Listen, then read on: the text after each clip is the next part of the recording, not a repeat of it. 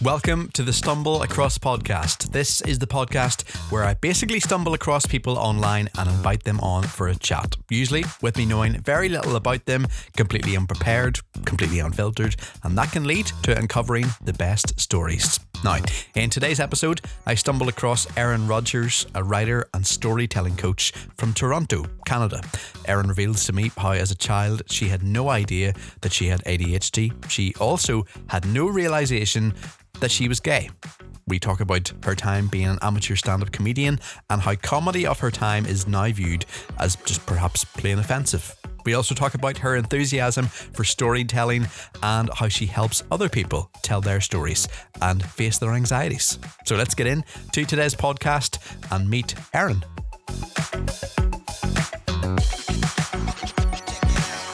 Hi, I'm Erin Rodgers. I'm a writer and storytelling coach out of Toronto, Canada, land of Drake.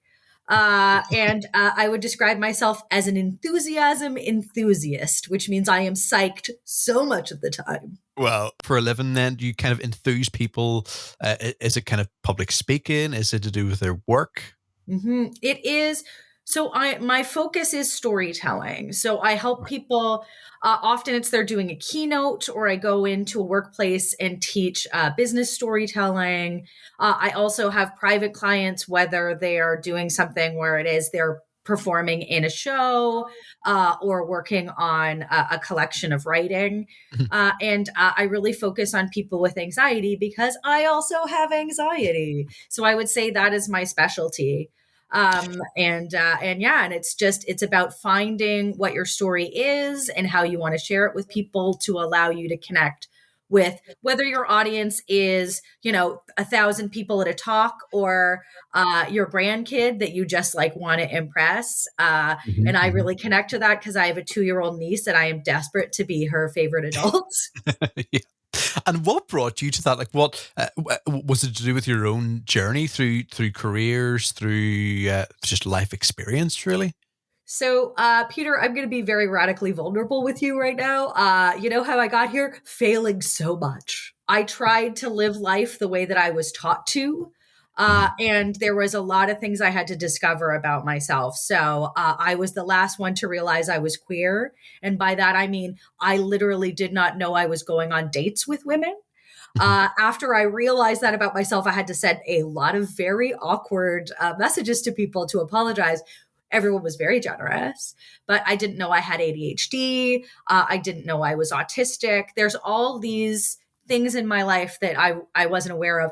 My life has basically been like a slow striptease of discovering things about myself. And a lot of the way I did that is storytelling and a lot of therapy, but storytelling. So I think a lot of it is I tried so many things and it's like a movie where it was like all of a sudden there was a spotlight and there's a Supreme song that I love called I Hear a Symphony, where it's supposed to be about the love of your life, but it was storytelling for me.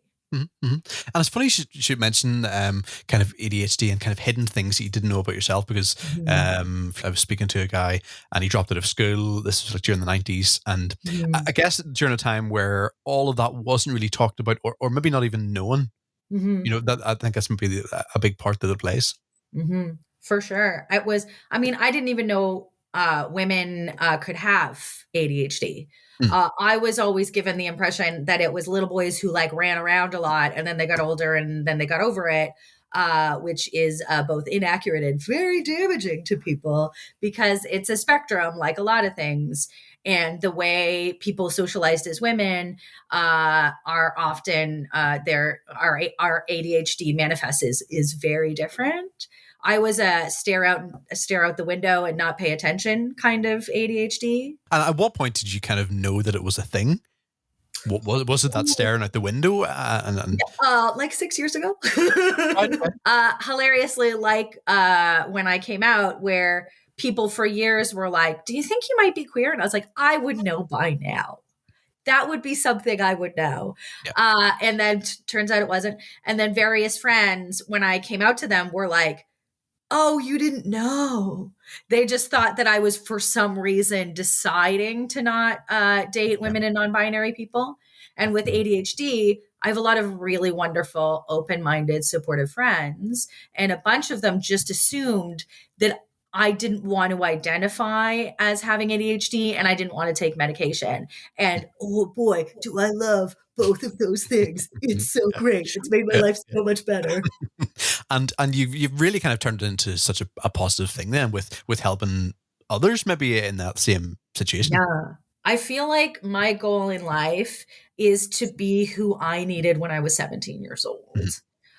And it is, I don't always reach that level, but the amount of people, I think just because when I tell people my story, they're like, oh my God, I don't have to be perfect. Like, oh, not even a little bit. Mhm. It's okay for things to take longer. It's okay for your life not to look like everyone else's life. In fact, when it comes to storytelling, at least, that's way more interesting. And what is the kind of first step that you tell people? I mean, I'm guessing people are coming to you and they've maybe never stood in front of a crowd before, but that's something that they want to do. That's something that they may have to do in some situations. Like, what are those first steps that you say? Well, usually what it is actually asking them questions. Hilariously Mhm. enough, I grew up watching so many detective shows. I still watch so many detective shows. Like, truly, my first love was television. And so, just like all of the detectives I grew up loving, it's about asking them questions because I can come to you and be like, "This is what you should do," but it might not fit. That's like Mhm. giving you like a sweater that I have hand knitted, but I didn't measure it at all, and being upset that it doesn't fit you. I think it's Yeah. all about what that person needs, and then I have exercises, I have tips, all that sort of thing. But a lot of it is what's the most necessary for you? What are you grappling with right now? What are you afraid of? What are you excited about? And then we figure it out from there. And what was your journey to doing this then? Is it something that maybe you left school and this is something you knew that you wanted to do, or what path did you take?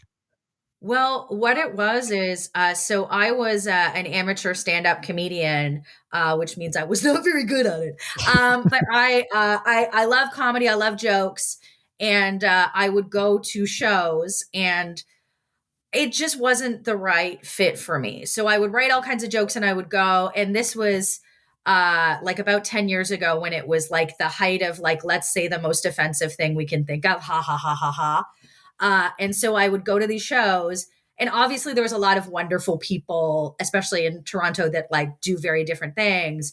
But I was going to open mics. So it would be people who were focused on edgy comedy, which is like stuff that it's hilarious because, in the words of my friend Kat McCormick, if these people are edgy comedians, then my grandfather is the edgiest comedian that Yeah. exists. Like, it's all just really hack offensive stuff.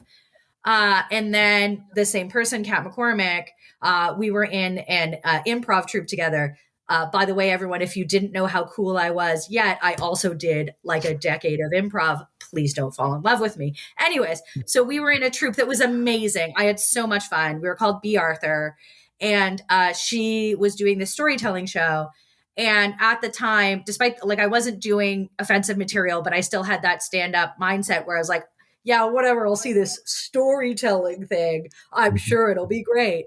And I went and I like stood at the back. I'm pretty sure I was wearing my coat, like just like at, one Ready foot to out the leave. door. Yeah, Yeah. exactly, exactly. Mhm. And she told a story and it was wonderful. And then the next person did, and like I remember like taking off my jacket like I was in a trance. Like, it's just like, what is this thing? And it was everything I wanted. And you could be funny and you could be serious and you could do all these different things, and the amount of connection. Like, I remember just going like this and being like, am I crying? What's happening? What's happening to me? It's so beautiful. And seeing that as a possibility changed my life forever. Mhm. So Mhm. that was what it was. And as soon as I saw that, I was like, what is this? How can I do this? How can I figure this out? Yeah. So I started a show. I was working office jobs and, that kind of temping sort of like, I've got to do something to make ends meet. And I started running a show. And it turns out I was very good at helping people find their stories. And slowly but surely, this built into a career. So it's becoming more of a thing, but it is definitely like I didn't go to school for it. Peter, I have a history degree, which I'm pretty sure like what they should have done is instead of giving me a degree, they should have given me like a hairnet and a name tag, because it's a history degree. I love it. It was so great. I love history. I love learning, but it's not like setting you on a career path. When you said about, about like anxiety and so on, do you think like in 2023 now, there is more of that? Obviously we had COVID, we had lockdowns. There is more of that around. Yeah. So here's my mildly controversial opinion. I think people are just more willing to talk about it. Right. Because I would say my grandfather probably had terrible anxiety, but what he did was drink. And various people, one of the things that's interesting, I'm 42 now, is to watch people who I thought had it together and were really fun, and were like drinking and doing drugs and having a lot of sex. I will say the first two, not great for you. The third one, go for it. But they weren't doing it in a way where it was fun. It was a compulsion.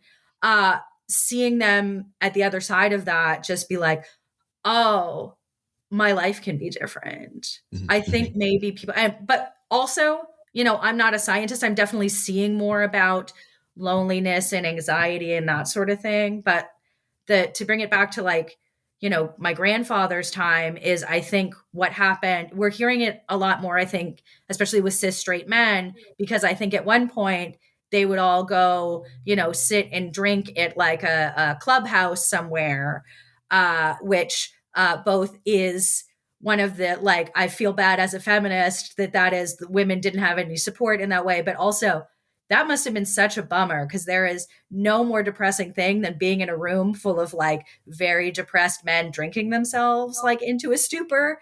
That is one of the most depressing places to be. It's like a Tom Waits song, but not one of the fun ones. Yeah.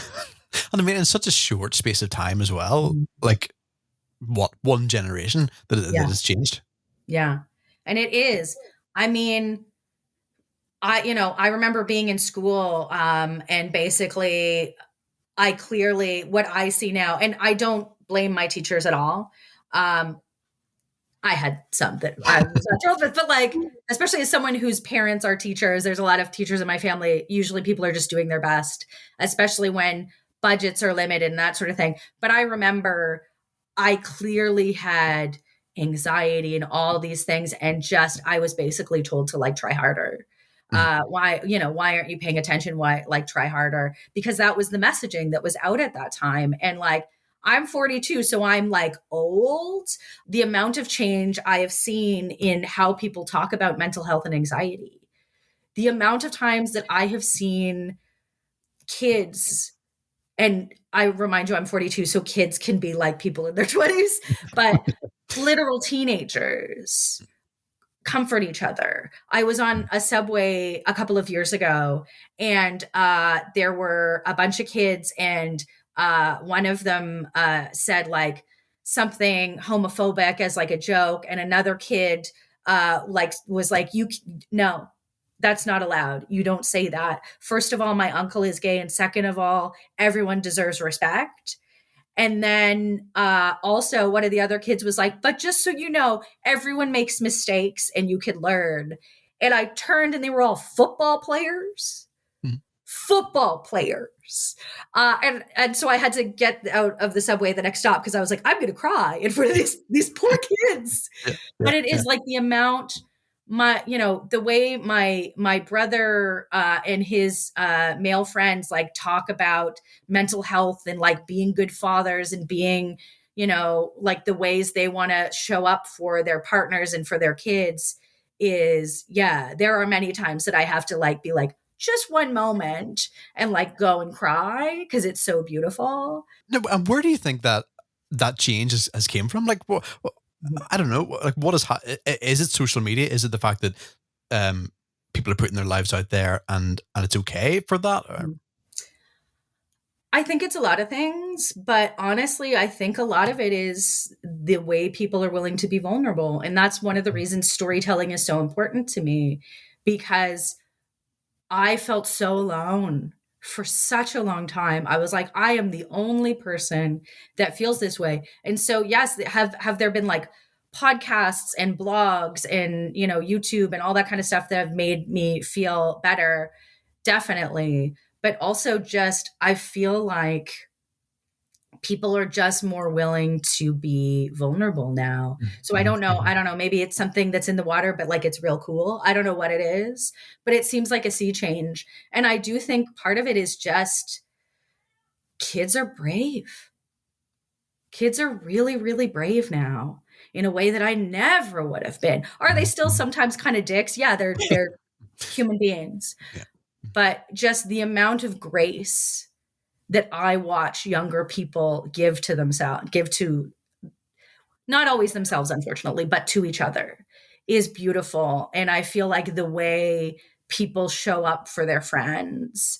I also think in a weird way, the fact that queerness is more accepted is part of it too, because it doesn't all have to be, you have this, the like family that's like a dad and a mom and two kids. And, the fact that there's alternatives, I think allows people to see life in alternatives, even if you're straight as an arrow. I just feel like there's a little bit more space to take chances and do something different and be yourself. That being said, we all have to really fight to make sure that's true for everyone and it continues. I will say my trans siblings, I, as a queer person, I'm bisexual. I can, I might date a man sometime. Who knows? Ew. No, I'm kidding. But I might date a man sometimes. I can, pass as straight, probably unless you talk to me for 5 seconds. But there are a lot of privileges I have, and also I'm a white person, and friends of mine who are trans and queer who aren't white. Sorry, that's a cat. The cat's an ally.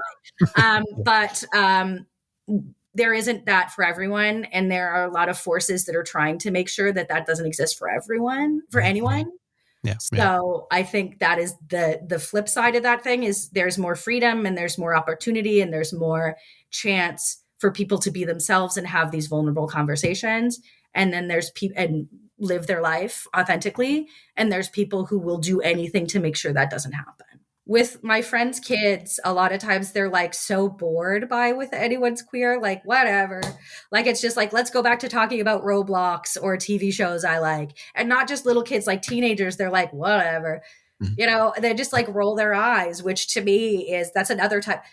Honestly, I think, Peter, people must regularly think I have a urinary tract infection because I have to like excuse myself to go cry so I don't make people feel uncomfortable. Because I don't want kids to be like, why is that adult crying all the time? But yeah, it is just the amount that it doesn't matter. What does a day in your life look like then?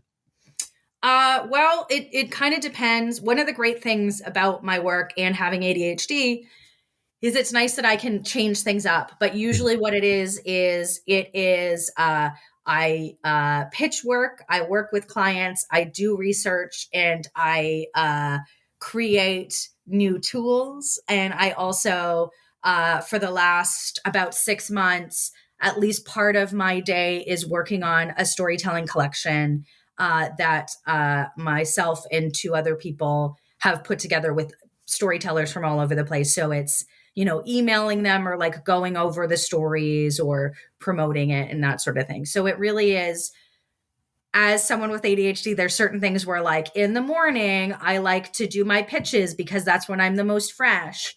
And in the afternoon, I like to do my reading because I feel like I kind of, the information seems to stay with me more. But it is kind of a cycle of those different things. And the good news is, especially with the research part and the coaching part, is it's always new. It's always something new. Everyone's different. And every person that's teaching storytelling, whose book I read or memoir or whatever, it's always new. I've been getting really into reading books about the punk movement in different countries, because I really consider what I do a very like DIY art. And so I learned so much from all these different books. So yeah, it is. It's basically all of those things in a hat, and I pick out which one I'm doing at what time. And do you have kind of like a website that showcases all of this? Yes. So you can go to erinrodgers.net. So that's ERINRODGERS.net, or Story Star Coaching. And that will take you to stuff that I'm doing. And it also has a connection to my YouTube and that sort of stuff. I've started including creative prompts for people as well, because one of the things I got from people, a lot of feedback, was people being like, well, I don't know where to start, or I want to have a creative practice, but I don't know what to do, and I'm just staring at a blank page. So I've added that as well, because I know what that's like. And also, as someone with anxiety, that was a thing that got in my way for years of pursuing that, because it just felt so intimidating to stare at blankness. But if I have something to start from, I'm like, oh, I can start having fun. And I love having fun. I would say like a sad part, but a reality of when I'm talking to people, a lot of the times, I'm sorry, that is a cat really crumpling some stuff. Anyways, is that people think they don't have anything interesting to say, or they don't have any interesting stories. And so by being like, let's increase your creative practice, everyone's interested. I've been watching a lot of Ted Lasso, like, everyone on planet Earth. And I was reading a quote from Brett Goldstein, who plays Roy Kent, and his quote that I love and definitely cried a little bit. I want to be sponsored by Kleenex, so if they're listening, please. But was that he thinks everyone is interesting. You just have to ask the right questions. Mm-hmm. And so I think that's a lot of things. A lot of us are walking around, and I honestly think that's one of the center. I'm a bit of a Pollyanna, I'll admit it, but I do think that's sometimes one of the centers of the reason people can be very cruel to each other, is that they think that they're not important and they have to do something to make themselves important. The ordinary is extraordinary. Everyone has something unique and amazing about themselves. You just have to be willing to tap into it, and people want to hear it. Yeah. Finding yourself is so beautiful. And let me tell you, I have learned that the hard way, because I tried to be who everyone wanted me to be for decades, and I am so bad at it. And to think that some people some people are just scared to do that, and they never find it. Yeah. Well, that's Dad, I'm sorry if you're listening to this and this is a bit awkward for you, but I feel like that was my grandfather. Mm-hmm. He was a very smart man. He was a very funny man. And and part of it was the time he was in. But I think a lot of his decisions were, he just kind of couldn't face up to himself. And I think it wouldn't have mattered if he had just written it like on paper at home. I feel like he never really got to be his authentic self. And I think it kind of hollowed him out inside. Which is just, it's tragic. It like breaks my heart. And I do think that's part of the reason that I do what I do, because it is, that's been the experience. I think a lot of us have someone in their life that's like that. And I was lucky enough through a lot of different ways that I have been able to have a life where I can be my authentic self. But, there's a lot of ways to find yourself and be creative. It doesn't all have to be writing, but it amazes me what you can do when you tell your stories. I think of it as like a magic that we all have. You can take a stick and put some lines in the dirt and draw a story or write a story. It's available to everyone.